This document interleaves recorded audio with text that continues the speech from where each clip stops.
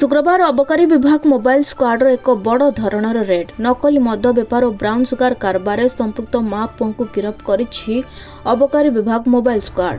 मुख्य बेपारी मां संध्याराणी शतपथी और तांको पुओ स्वराज को गिरफ बेले संध्याराणी ठारू 50 ग्राम ऊर्ध्व ब्राउन सुगार जबत होइथिबा बेले घरे रेड बेले मिलिथिला नकली विदेशी मद फैक्ट्री।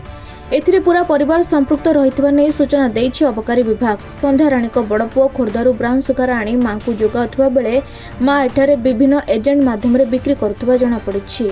तेबे आज अबकारी स्क्वाड पक्षरु ब्रह्मपुर एमकेसीजी मेडिकल कॉलेज पड़िया निकटरू बड़ बजार अंचलर बाबू दलाय और एस नारायण पात्र को प्राय 90 ग्राम ब्राउन सुगार सह धरा जाए एमानकु पचरा उचरा बेले संध्याराणी तांको सप्लाई करुथिबा जणा पड़िछि।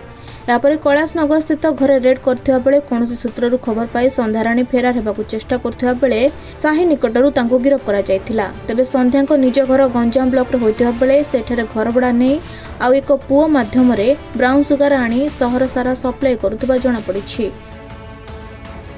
काली आमे खबर पाइथिलु हमर ब्रह्मपुर विभिन्न स्थान रे हमर ब्राउन सुगर रखिकी खुचरा बेपार करछन्ती। आमे सेही संदर्भ रे खबरटा कुए करी मोर टीम मोर सब इंस्पेक्टर प्लस ताको स्टाफ समस्त टीम हेकी आमे हमर ब्रह्मपुर मेडिकल कैंपस रे चढ़ाऊ करथुलु। से पाखरु आमे 2 जण को धरतु तांको पाखरु आमे गोटे 41 ग्राम आ गोटे 44 ग्राम ब्राउन सुगर जब्त करछु।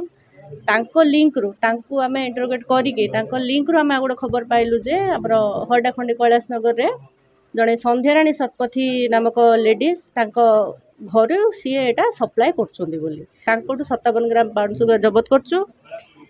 तापरे प्रमाणुजाय आमे तांको घरटा रेड कलाळे तांको पुओ तांको घरे ए जो हमर डुप्लिकेट आईएमएफएल आमे पाइलु कैरामेल प्लस ऑलरेडी तैयारी हो जाइथिबा डुप्लिकेट आईएमएफएल सहित किछटा ठिप्पी किछटा फेक रॉयल स्टैक रो लेबल आ मद बोतल आमे ताको घरु जब्त करछु। संध्याराणी शतपथी जे अछंती तांको से कैलाशनगर तांको पाखरु 57 ग्राम रो ब्राउन सुगर जब्त हेछि एवं स्वराज शतपथी जे तांकर पुओ तांको पाखरु डुप्लिकेट मद जब्त हेछि।